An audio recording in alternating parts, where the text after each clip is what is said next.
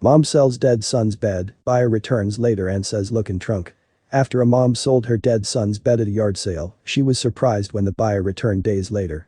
Then, he shocked her even further when he told her to look in the trunk. That's when she began to cry. Valerie Watts, a young mother from Kokado, Minnesota, tragically learned firsthand how difficult it is to lose a child.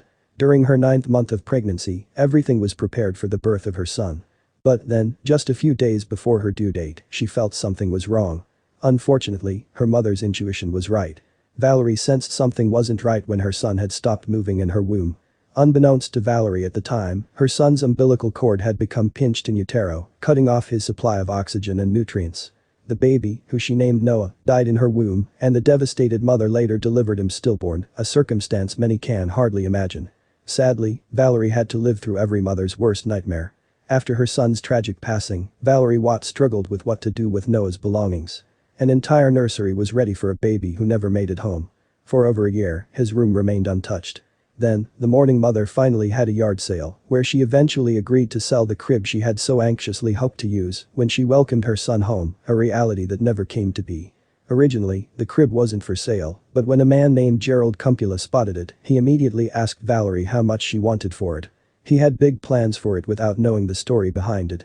With hesitation, Valerie finally agreed on a price and let go of the last physical reminder of her son. Soon, Gerald was on his way with her deceased son's crib in hand, not knowing what had happened to the boy that the bed was meant for. However, before Gerald left, Valerie had told Noah's story to Gerald's wife. While chatting with Valerie Watts, Gerald's wife had asked how old her son was after seeing the crib and some tiny clothes at the yard sale. She was crushed by the truth. As the couple was on their way home with the crib, Gerald's wife shared with him what Valerie had told her. He had simply assumed she was selling items her children had outgrown, but after hearing her story, he immediately knew what he was going to do.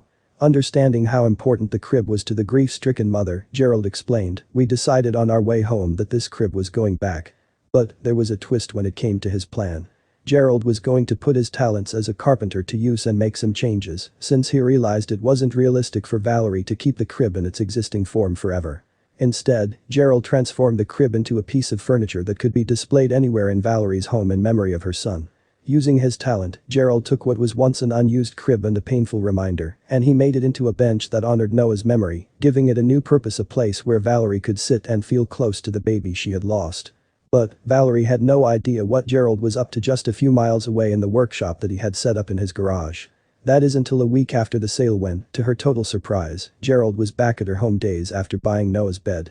With him was the crib turned bench, and Valerie started crying the instant she saw the precious gift. "It's fun to be able to do something," a tearful Gerald told reporters, standing in the shop where he converted a heartbreaking memory into a heartwarming reminder for Valerie instead. The crib, previously unused and a painful reminder of the loss of her son, was now a beautiful bench that could forever remain in her home and heart.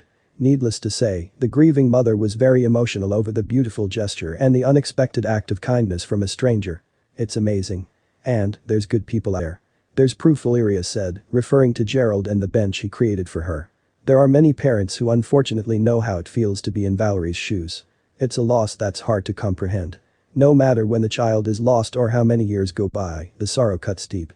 Finding comfort afterward is not an easy task, and those closest to the family who suffered such a tragedy even struggle to know what to do or say to offer support.